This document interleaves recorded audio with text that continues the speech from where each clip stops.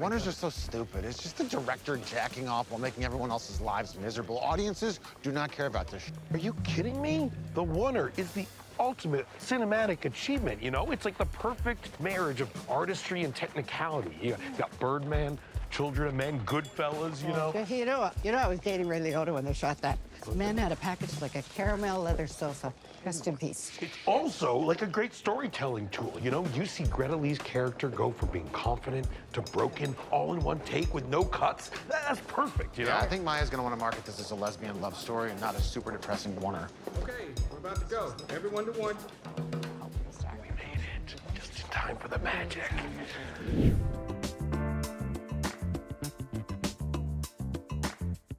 With love. With love. Yeah.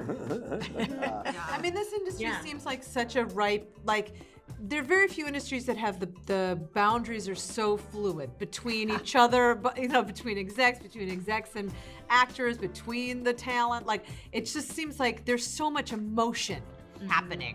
So it just feels like everyone's kind of set loose in a way that maybe you wouldn't, or maybe you would. I don't know. Like a tech office. Lots of people have Not bad, 9 to 5. Yeah. They have bad work-life balances, I feel like, in this industry. Yes. And, there's kind of no distinction between what is work and what is life. Yeah. So that's ripe for comedy. But I think these guys did a great job at really putting the love into it, right? It's really comes from a place of reverence. We love this thing, warts and all.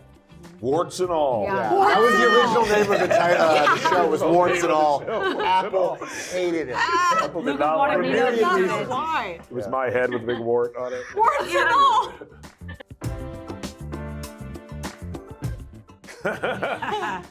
It was a lot. It was really. I wish it was fun. It was incredibly stressful, and occupied like a huge amount of time and energy. But it got to a place where it was fun. And by the end of the season, I was able to look back and be very happy and proud and very flattered, honestly, by like who was willing to work with us and willing to come do the show. And then I got a whole new wave of anxiety where I was like, oh my God, if the show isn't as good as I want it to be, I will have just disappointed all of my idols. And I will have just convinced all these people to come do this thing for me, and they'll regret it and be mad at me, which really made me work hard in post-production. You texted me that you got Scorsese. You texted, we got Marty, and I just wrote back, F you. Yeah. And you wrote, F you. Oh my God. I was Million shocked. exclamation. I couldn't believe it. It didn't seem real. Until he showed up on our set physically, I did not completely believe that it was actually going to happen. I was very blown away by Sarah Polley. I always loved her as an actress, and then she started becoming this amazing filmmaker, and then came back to do this, and was so funny. She's small but terrifying. Very scary lady. And Little Ronnie Howard. Oh was, my God. Little Ronnie Howard. a dynamo. What A real beast in there. Both former actors Yeah. who were reminded how much they love it. Yeah. Doing this. I asked Ron Howard, we were on the Warner Brothers lot, and I was like, what's the last thing you shot here? And he said, ooh, I think The Music Man. Yeah. I was like, damn, he was the boy in The Music Yeah, Man. exactly. Crazy. He's singing about the Wells Fargo wagon. I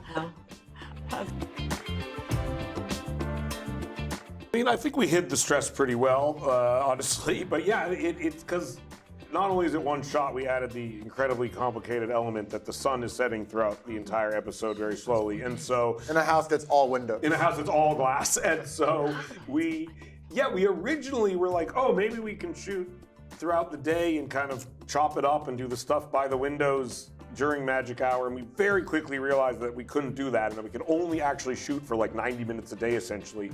And so we would rehearse all day, and then when the light was right, we would like frantically try to do as many takes as we could of this huge chunk of the episode. And by the last day, it was us running to the car, and this kid is supposed to hand me a cup of coffee and exploding all over me, and they're trying to mount the camera on the car, and it keeps f***ing up and fucking fritzing out, and I'm like covered in coffee, and they're drying my shirt every time, and the sun is setting, and the lights are coming on, and like, I wanted to lose my mind to get angry, and there was no one I could get angry at except myself, which was not a helpful outlet for my rage, and so I sort of just moved through it. But it got a little hairy at times there, right? Yeah. It was wild. I remember too when they were shooting the fake scene in the movie. I remember thinking like, this is so stupid. This scene is so dumb. And then when I watched it in the episode, I was like, that's kind of good. Yeah, pretty good. Brenda Lee's a really good actor. Yes. I know, yeah, and we thought maybe we could shoot that another time, and then we were like, oh no, we got to shoot right that there. like as we're doing this. No idea. It won't work.